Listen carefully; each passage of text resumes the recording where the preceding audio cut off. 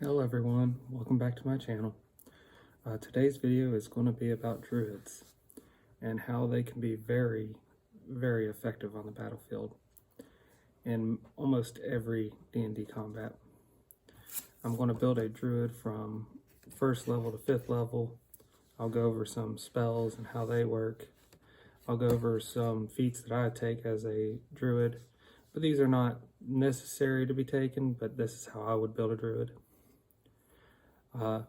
First thing to note about Druid has a D8 hit dice, so they'll have some decent amount of hit points for a spellcasting class.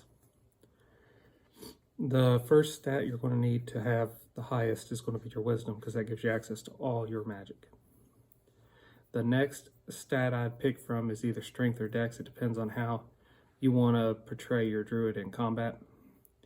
I would build my Druid equipment with a sling, a spear and shield. I'd have leather or hide armor, and I would upgrade to one of the lamellars in the expanded equipment book. The lamellars to pick from, of course, are the leather and the bone. Feats at 1st level, I'd be a human, so feats at 1st level, I'd take spell focus conjuration.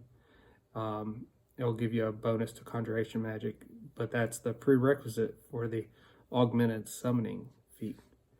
Whenever you cast a summoning spell, you would get to add +4 to its strength and its dex of the base creature that you would summon.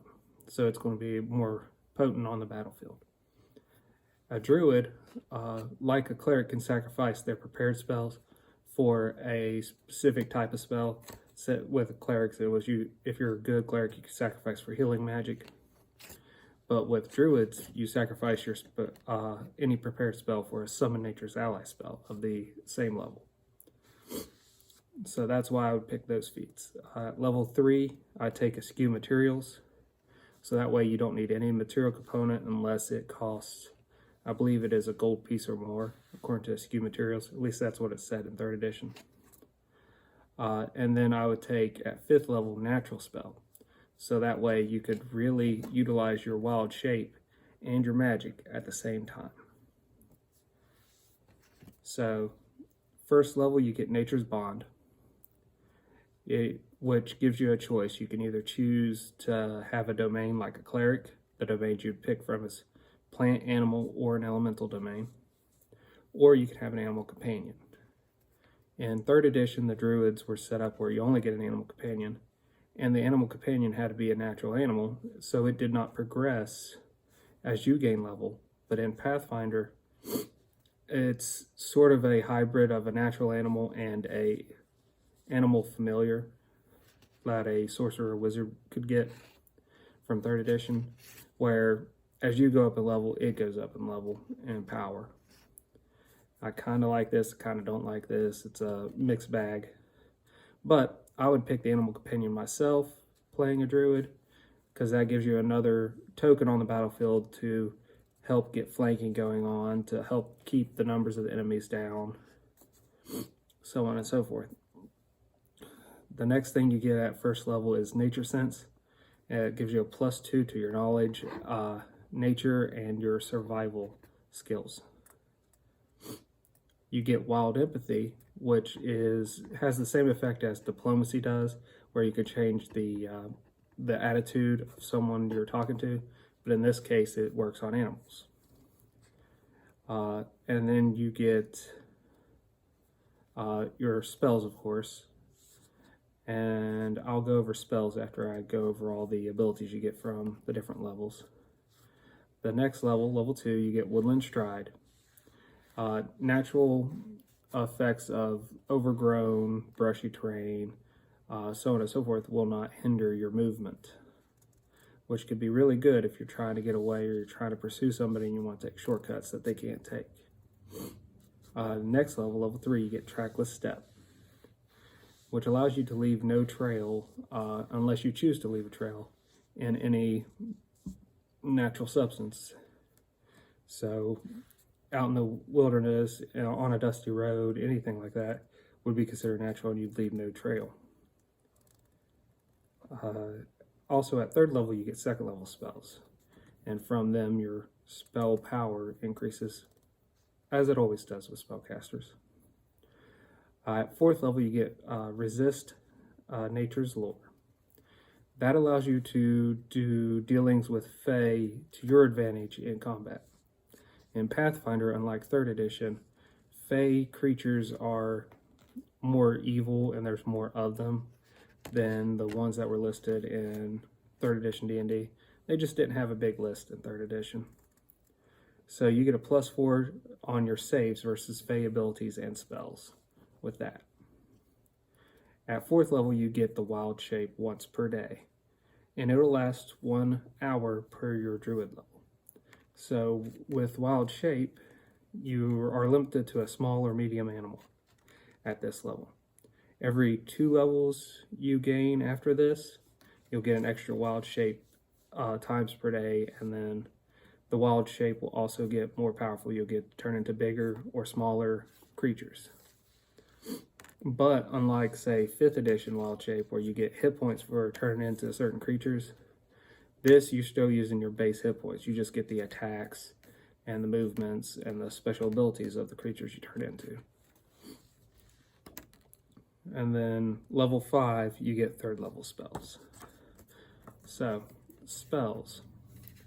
Your 1st level spells that I would pick would be Goodberry, because with Goodberry, you heal 1 hit point every time you eat one, but it also keeps you full as if you had a full meal.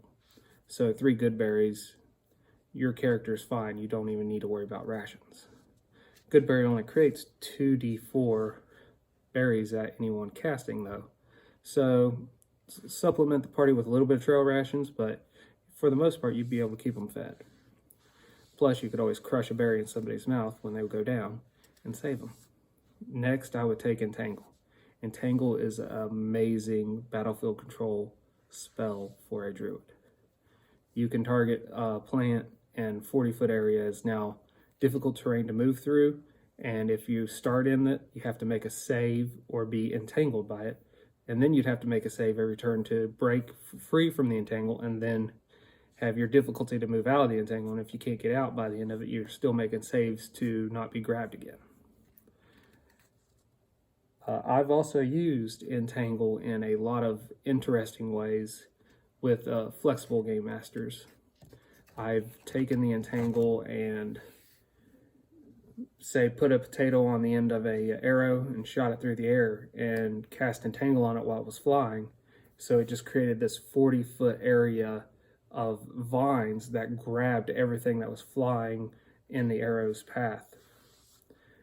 We've also used an Entangle by throwing it in front of us as we were falling, casting it, and using that Entangle's ability to grab us as we were falling to break the fall and reduce the amount of damage we would actually take before hitting the bottom.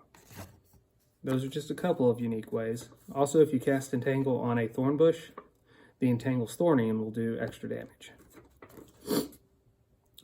Fairy Fire is another good 1st level spell, especially if you encounter a lot of blurred enemies, or you start fighting invisible creatures, but you know where they are roughly. You can touch them with Fairy Fire and negate their mischances. Magic Stone is good because it gives you 3 projectiles that are magical in one casting, and then that would help you fight things with DR to magic and such. What else was there? Shillelagh is a good one. It gives you a weapon that does a decent amount of damage out of just a simple stick. And Produce Flames can be a good one as you go up a level, because you get an extra flame to throw every 2 levels, I believe. Next is your 2nd level spells to pick from. I would say Chill Metal or Heat Metal is a good one, and I would be switching between them.